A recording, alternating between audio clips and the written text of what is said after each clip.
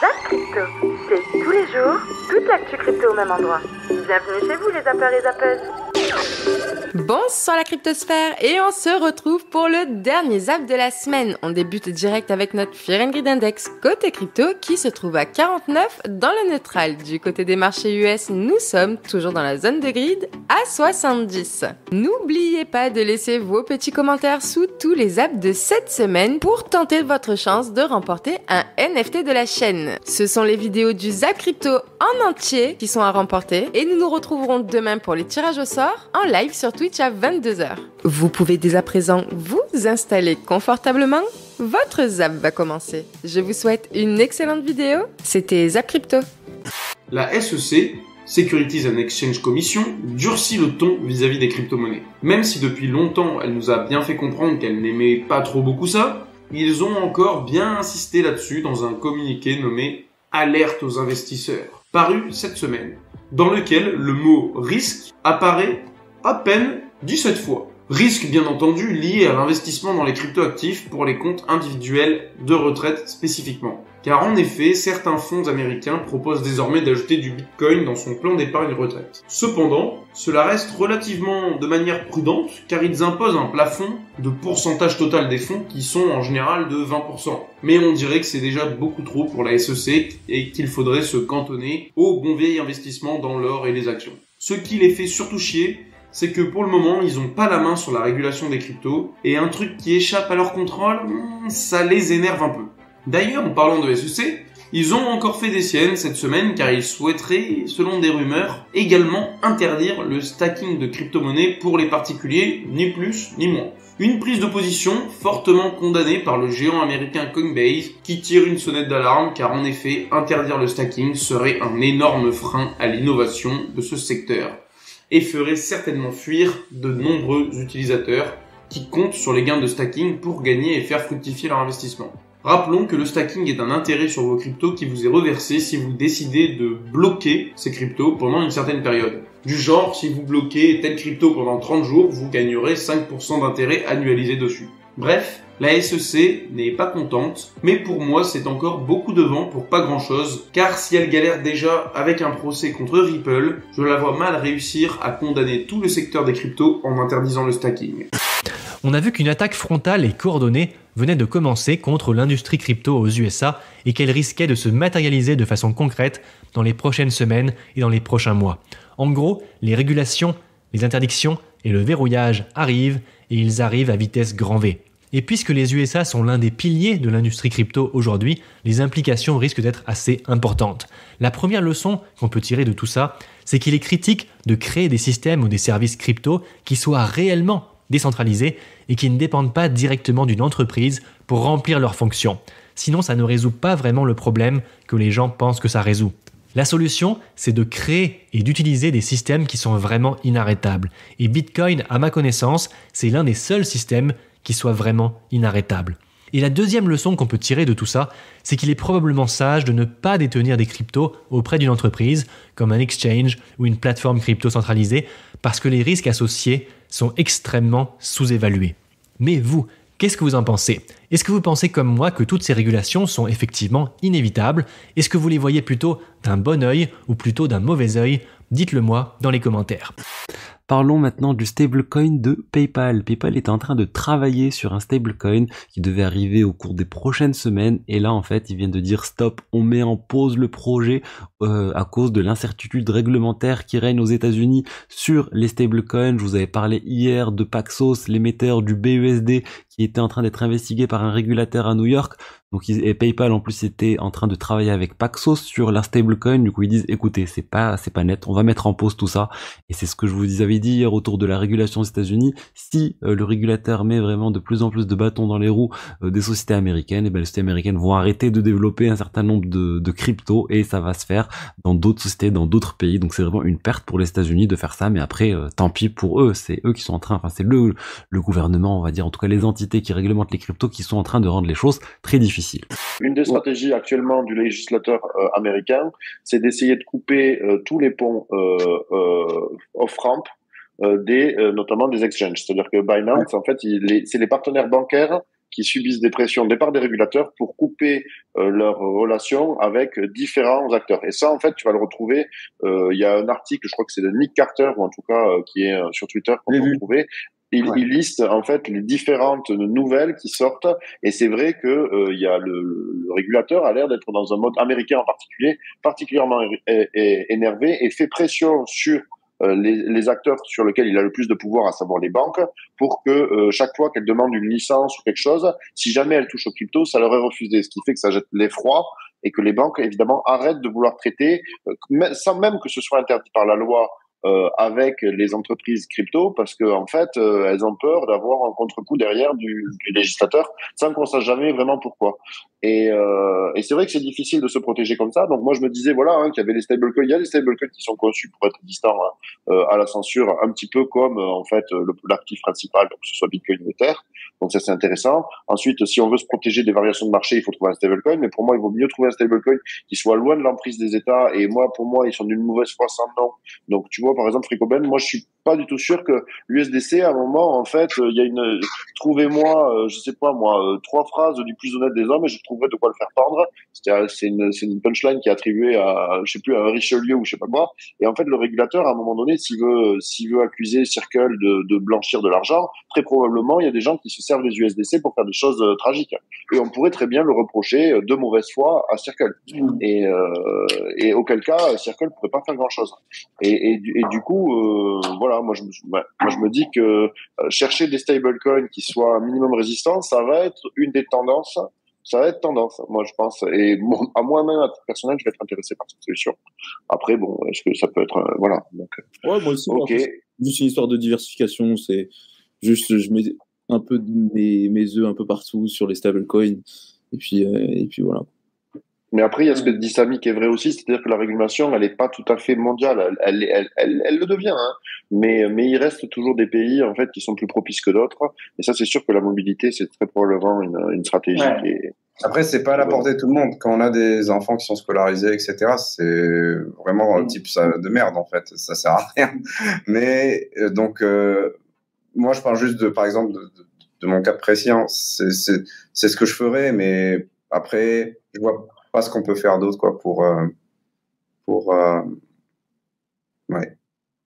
Ce qu'on peut faire d'autre pour mitiger l'impact de tout vendre pour s'en protéger. Ah non. Une certaine quantité de FUD pourrait bientôt arriver parce que Tether vient de perdre son attrait. Le truc, c'est que Coindesk est en train d'obtenir les documents sur les actifs qui ont bel et bien soutenu le USDT durant l'investigation de New York en 2021.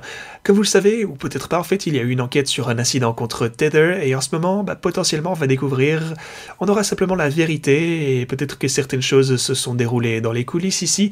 Leur dollar, en gros, était-il garanti ou non? Eh bien, on va très bientôt le découvrir. Maintenant, ça pour le coup, ça s'est passé en 2021, ça n'aura pas grand-chose à voir avec ce qu'on a en ce moment. Mais quoi qu'il en soit, si on découvre potentiellement quelque chose, je sais pas, quelque chose de complètement horrible à propos de Tether, qu'ils auraient menti pendant des années, forcément avec ces informations, ça pourrait avoir un énorme effet sur les marchés. Alors gros avertissement à ce propos.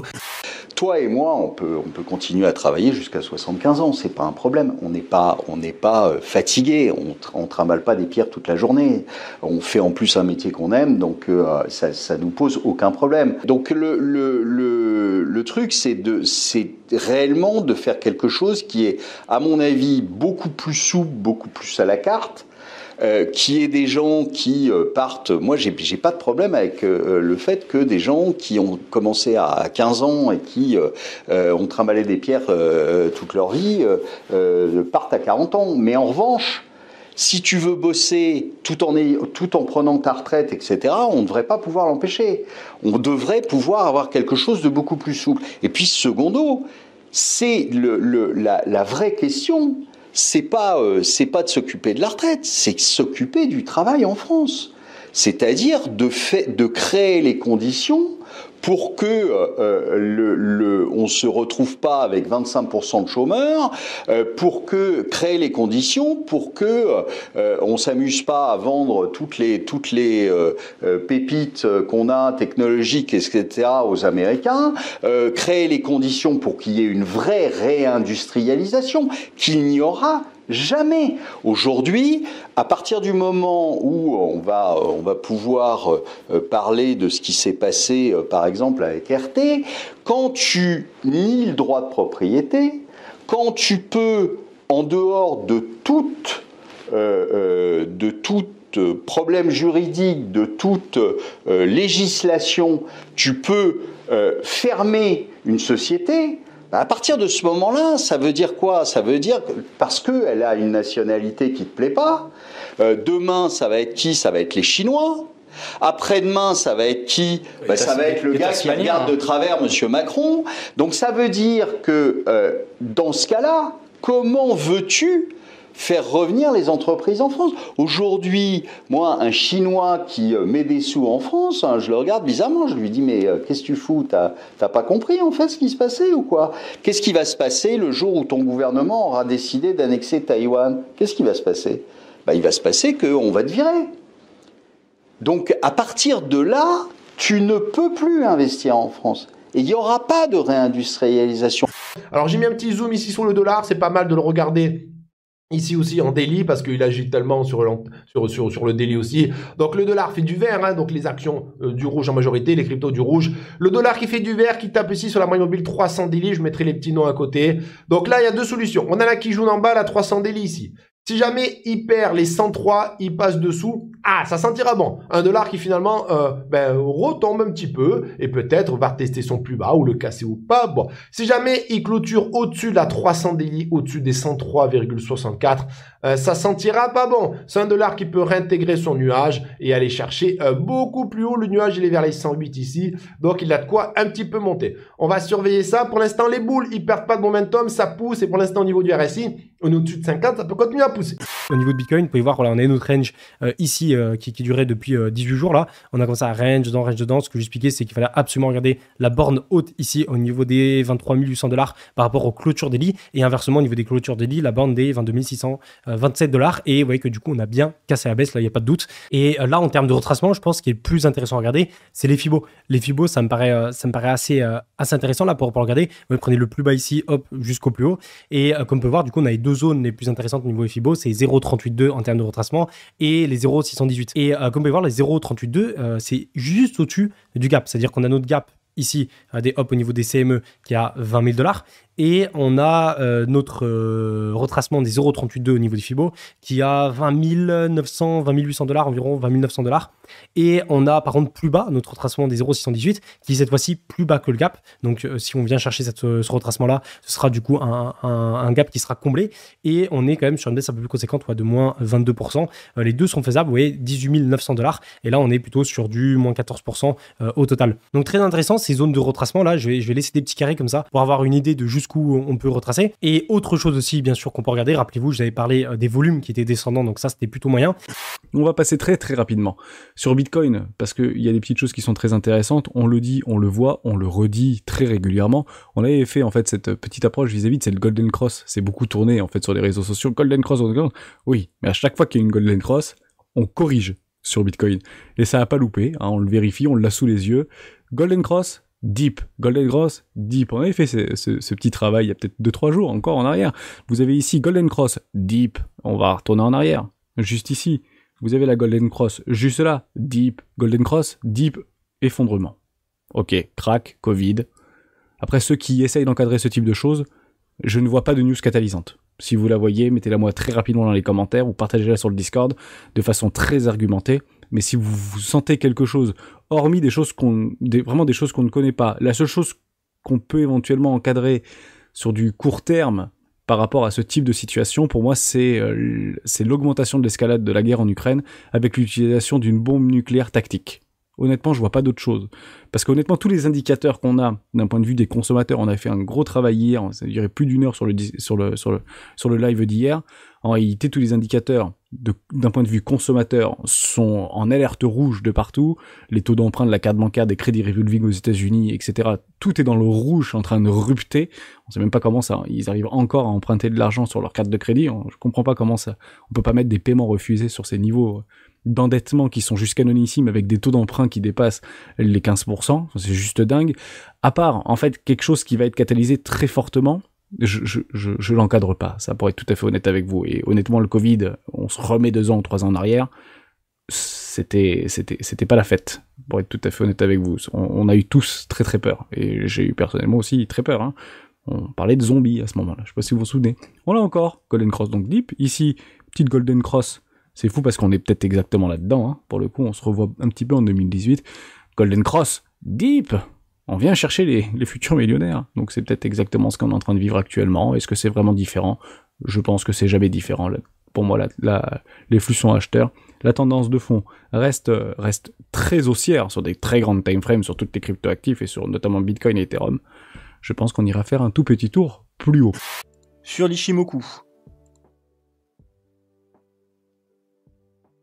on a cassé la Kijun, donc on est plus bullish, mais on n'est pas non plus totalement bearish, tout simplement parce qu'on a la lagging span qui est toujours au-dessus du cours du prix et qui a du support. Vous voyez d'ailleurs, elle a du support ici vers les 21 200 $. Donc voilà, c'est pas catastrophique. Par contre, au niveau ici, on n'a pas de support jusqu'au grosso modo 20 000 $. Et encore une fois, niveau à pas casser, sinon on serait totalement bearish. Si on arrive là, on casse le nuage, on repasse en dessous les 20 000 $. Là, la Ginspan repassera en dessous du cours du prix, on repassera totalement bearish et ça remettra également en cause la tendance haussière. Sur la market cap totale, incluant les stablecoins, on n'a pas non plus pété, vous le voyez ici, cette trend-là. Donc c'est un signal ici qui pourrait nous être donné également. Vous voyez ici également qu'on a un support au 960 qui a déjà par le passé agi comme une résistance. Et on est dans une zone ici où soit on trouve rebond maintenant, entre maintenant et 21, soit on prend des risques ici de dévisser peut-être beaucoup plus bas. Ce qu'on a pété pour le moment, et c'est un peu la même chose sur Bitcoin, et c'est un petit peu la même chose sur la market cap totale avec crypto, etc. C'est cette trend plutôt daily, on va dire, qui était la ligne de coup d'une vieille épaule tête-épaule, là vous le voyez ici, et donc ça peut nous faire passer éventuellement peut-être de l'autre côté. Encore une fois, ce qu'on veut tenir plus ou moins, c'est ici une trend haussière. Sinon, le Grand Musée d'Art de Paris exposera des CryptoPunks et des NFT d'Autoclave. Donc c'est génial ça, vendredi au Centre Pompidou qui abrite le Musée National d'Art Moderne de France a annoncé des plans pour une nouvelle exposition examinant les relations entre l'art et la blockchain qui présentera des NFT, des précieux projets CryptoPunk et Autoclave parmi les œuvres de 12 autres artistes numériques. Donc allez, moi je vous conseille d'aller là et en plus de ça, juste à côté vous avez le NFT Paris, hein. Donc vous allez là, vous allez au NFT Paris. Ensuite, il y a un article sur réalité virtuelle qui parle du flirt en réalité virtuelle pour éviter de tromper son partenaire. Alors, comment vous dire? Moi, je suis pas du tout OK, parce que pour moi, alors dites-moi dans les commentaires ce que vous en pensez, on s'éloigne un petit peu du sujet des NFT, hein, mais pour moi, de toute façon, le métaverse va poser plein de questions. Dernièrement, ils avaient dit qu'une personne était coupable parce qu'elle avait fait un attouchement en fait dans le métaverse auprès d'une autre personne, et donc on voit bien qu'il y a plein de questions éthiques qui vont arriver, et pour moi, en fait, tromper, c'est avant tout un acte de l'esprit, en fait. Et j'allais dire encore différemment, c'est-à-dire que si l'esprit n'est pas là, imaginons genre on vous drogue et on vous touche le cul par exemple, ou on vous embrasse, c'est pas forcément votre faute parce que vous y pouvez rien, vous n'avez pas le contrôle. Donc pour moi ça se passe avant tout dans la tête, et du coup pour moi déjà ne serait-ce que tromper mentalement, c'est tromper en fait. Bien sûr, on est tous tentés. Vous savez, je suis catho, donc on est tous tentés. Moi-même, je peux être tenté, il n'y a pas de souci sur ça. Après, il faut pouvoir résister à la tentation. Évidemment, ça c'est humain d'être tenté. Mais voilà, faut pas y succomber pour moi. Et pour moi, voilà, ça joue avant tout dans la tête. Et du coup, j'ai très peur que en fait, les gens pètent des câbles, parce que ça va être quoi la suite? Ça va être, on va mettre une tenue immersive où on ressent tout. Et on va genre faire l'amour à des gens autres que la personne qu'on aime, avec qui on est dans le métaverse, et on dira non, c'est pas trompé parce que c'est dans le métaverse. Mais si tu ressens tout, enfin vous voyez ce que je veux dire, donc c'est un peu bizarre. Donc dites-moi dans les commentaires ce que vous en pensez. Je suis parti un petit peu loin là, mais voilà, ça m'intéresse en tout cas de savoir comment vous vous positionnez, parce que là on parle d'amour, mais l'autre fois on avait aussi une discussion sur le stream avec les gens. Imaginons genre un jeu très réel où vous tuez des gens. Est-ce que tuer des gens et le ressentir dans le métaverse, ça va pas faire un impact sur vous, sachant que il a été prouvé scientifiquement, comment vous dire, mais en gros, ce que vous pensez faire déclenche le même muscle dans le cerveau que si vous le faites en vrai. Et c'est de ça dont les scientifiques se servent en fait pour rééduquer les gens, qui ne peuvent plus rien bouger, mais qui sont peut-être en voie de rémission et qui peuvent rebouger des choses pour les rééduquer. Et en gros, ils leur diffusent des choses dans le cerveau qui vont stimuler les zones, les muscles du cerveau qui sont associés à ce qu'ils doivent bouger. Et en fait, ça les aide de ouf parce que pour le cerveau, en fait, c'est la même chose. Le cerveau, si vous voulez, il distingue pas forcément le réel de l'irréel. Du coup, là, je pars encore dans des délires. J'arrête de parler de tout ça, mais c'est très intéressant. Moi, ça me fait à la fois, entre guillemets, fantasmer et flipper l'avenir, mais voilà.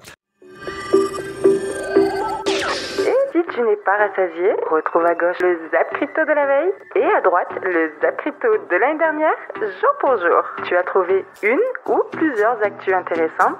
Fais-le moi savoir en commentaire.